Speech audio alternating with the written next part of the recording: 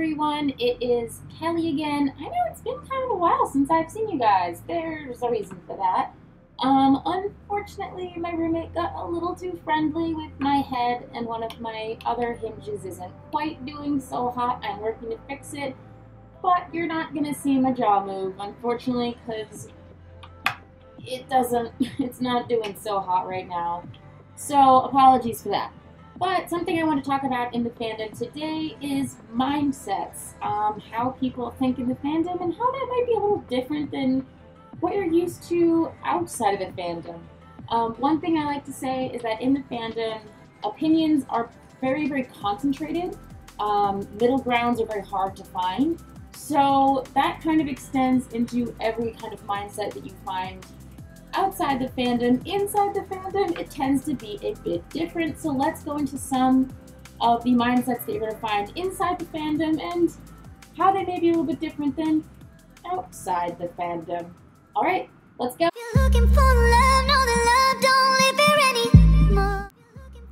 Okay, so political mindsets. Outside the fandom, what you're probably going to find is that people who live specifically in the United States fall in a spectrum of Democratic to Republican. Within the fandom, there's not that much different, but what you're going to notice is there is a lot more polarization. What do I mean by that? So, whereas in the United States as the whole, you're going to find that a lot of people kind of tiptoe the line of being very, very conservative or very, very liberal. You'll find some, like, in-the-middlers that either, you know, might have wanted to vote for Bernie, weren't so hot on Hillary, but, you know, also, yeah, they're not thrilled with Trump, but it's fine, at least it's not Pence. You're going to find that in the furry fandom, it's a bit more radical in the way that people are on the spectrum. From my experience personally, what I've endured on the fandom is I have noticed that there really isn't much of a middle ground. There are purely liberal and then purely conservative, and I have had a lot of trouble trying to find anyone that kind of tiptoes that middle ground of, you know, kind of, you know, being in the middle. A lot of what I have seen is typically what you'll see is some of the furries that kind of bring themselves more into that conservative stint tend to be the ones that talk about the SJWs, and they have much more concentrated views that are highly conservative. They are supportive. They might be MAGA. They might be the ones you see in the Confederate flag fursuits. They might be the ones that identify with things like furry raiders and, you know, freedom of expression and all that kind of stuff. And then you'll have the highly liberal furries, which, you know, are very vehemently against our current president, are extremely liberal, are maybe still wearing their Bernie or Bust t-shirts, and are just very, very vocal about social justice issues and very, very passionate about how liberal they are. In the middle, you don't see much. There's not a lot of middle ground in the furry fandom. I think that's because we are such a niche to begin with that a lot of our opinions tend to be much more intense because we are in such a concentrated group. Our viewpoints are going to be a bit more concentrated. You're not going to see people that ride that middle line as much. What you're going to see mostly rising above is the very, very loud opinions, and a lot of those are political. So you will see furries that kind of really, really believe in MAGA, and then furries that really, really don't. So that's one of the ways that it's probably going to differ from, you know, the outside world, because we're already in a concentrated niche. A lot of our opinions are already pretty concentrated, so you're not going to see a lot of middle ground. It's okay to be gay, let's rejoice with the boys in the game. Alright, so opinions on sex and gender. I did a video earlier on sex and gender and, you know, all of that information, and just from the comments alone, I can see that we're pretty concentrated here too, because the furry fandom does tend to over-index in people that identify as, you know, on the LGBTQ spectrum. We tend to be much more pro of accepting genders and sexes and orientations that may not be considered, like, traditional. However, that doesn't mean we don't have a couple people on the outlying edge that just don't believe in it at all.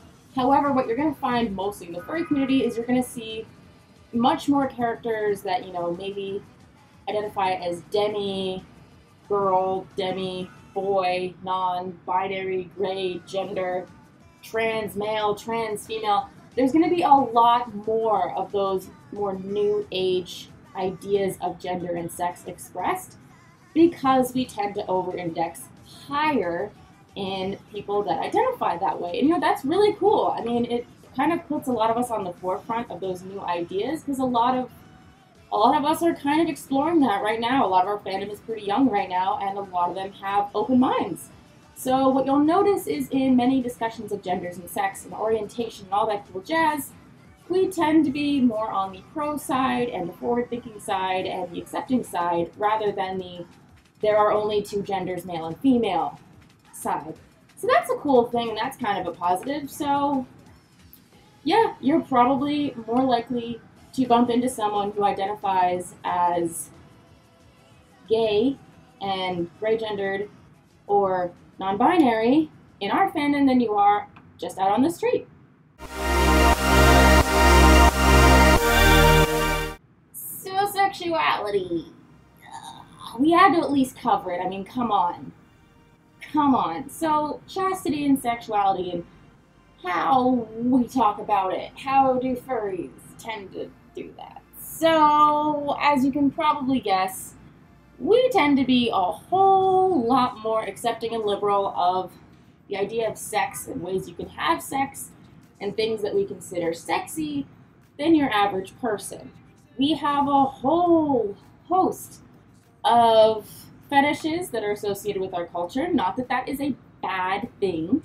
And we have a whole lot of terms that are exclusive to furries and sexual situations. Am I going to go over them? No, you can Google that. But we tend to be much more open and accepting of it. Now, some of us do think we should be a bit more chaste in the way we express it publicly, myself included, but we're open. Like, we're open-minded towards them in general. You know, some of the things that are pretty exclusive to furries is the concept of baby furs. I mean, vor, I guess you could go into a non-furry realm, but it tends to be a bit more in the furry realm.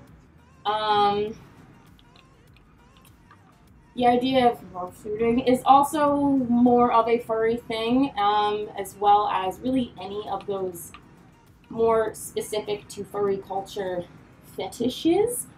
But most furries that you'll meet are very open and supportive of it. There are, of course, those of us who wish it was a little bit more private, but it exists. And we tend to be much more accepting of it. So the typical mindset of a furry, you know, encountering someone who has one of those more public attitudes towards their particular interest in the sexual realm tends to be accepting. So that's cool for people who are open about it.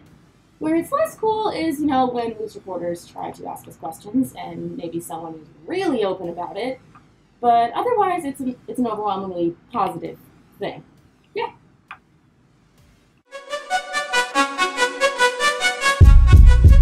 Okay, so I did a video earlier on furry raiders, so we're just gonna let that one exist. Furry groups. Okay, so this is going to be more of a rehash of what I've already said about stuff, but in terms of mindsets about furry groups, there's kind of like a positive and negative to all this.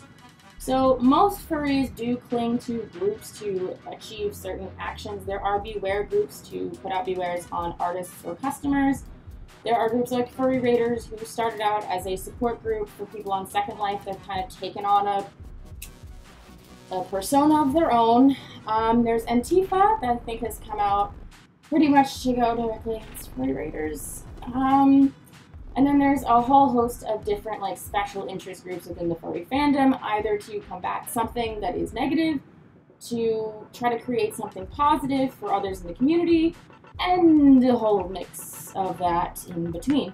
The reason we tend to have these very specific groups is because we are already a niche. So once you're already a niche, you're kind of in a special interest group by default. But because a lot of us come from that creative background of wanting our own character, sometimes wanting our own species, sometimes wanting our own species that is unique to us. We tend to want to be put in our own special box. So we tend to self-select for groups that we feel the most strongly about.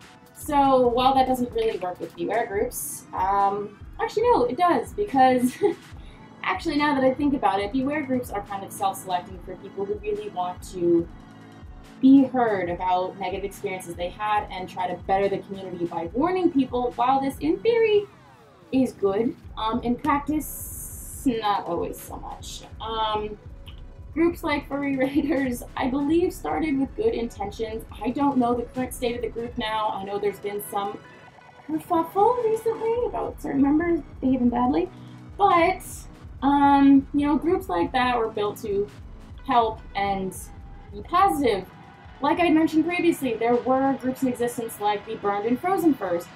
Same idea as Furry Raiders and Antifa, in theory. One wants to change the furry fandom in one way because they think it's right. Another wants to change the furry fandom in a specific way because they think it's right. It'll keep happening, I'm sure, long after Furry Raiders probably eventually dissolves and Antifa becomes relevant and dissolves. Two more will keep emerging. There's always two sides of the coin in this community.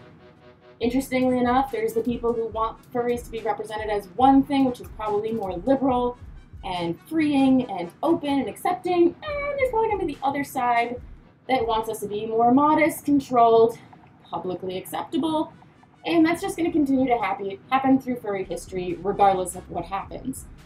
It happened when people didn't want, you know, our more sexual side to be at the forefront of everything the news was talking about, and now there's the whole side of, you know, the armbands and Furry Raiders, and what do they stand for, and, you know, what does that say about our community that we have people walking around with those armbands?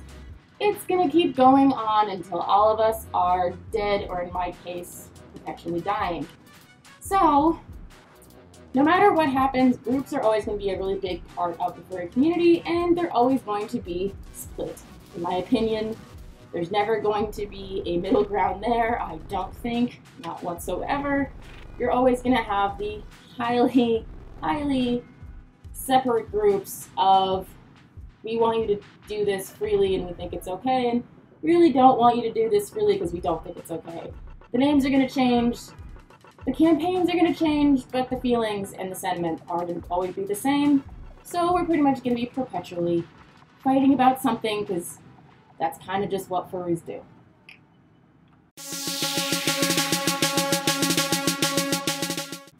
So you're probably wondering, what's my opinion in all of this? I've been awfully informational and not offering much about myself. So in terms of mindsets, obviously you can tell from some of my videos that I am very, very liberal. Very freaking liberal. And my opinions and attitudes towards gender and sexuality are also pretty liberal and open and supportive. That's just how I am, dude. Like, even as a cis female, that's just how I am. However, for stuff like the group situation and more specific for community opinions, I do kind of hit pseudo middle ground. While I'm not super thrilled about the way that fetishes are always the first thing that are assumed about our community, I can't deny that they exist. Admittedly, there are some that I just really don't like, and I think that's okay. You're allowed to not like something. You are entitled to your opinion. Okay, I'll just be honest, I genuinely don't like diaper furs. Not baby furs, diaper furs. But I am allowed to have that opinion. Some people might really hate skull dogs. Some people might really hate furries that ruin the magic perpetually. Ruined! There's always going to be opinions there, so I think that's totally fine. Where do I stand on terms of groups? I just don't want to be a part of any of them, to be honest. I did a video on Furry Raiders. Do I think they started with good intentions? Totally. Do I think now their group is the best one ever? No. I think there's still work to be done on that side.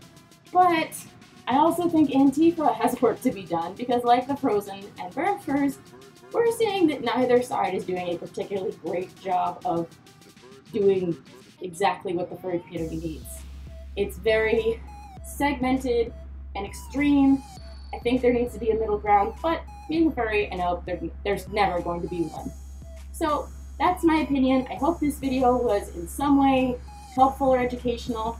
What are your opinions? Leave them down in the comments, and I'd be happy to discuss in the comments all of your viewpoints and what you believe in. And yeah, have a wonderful day. Bye! Missing you, missing you, missing you, missing you, missing you, missing you, missing you, missing you, missing you, missing you.